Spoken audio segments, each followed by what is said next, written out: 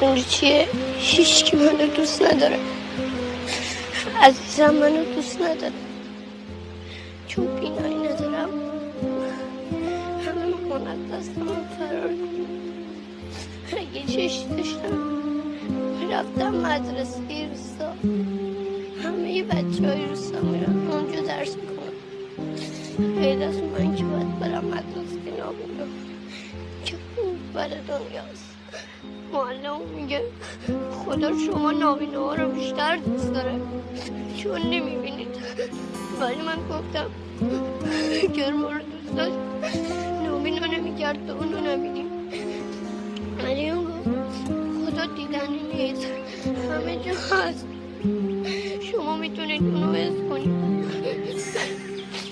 شما میتونید با دستاتون ببینید.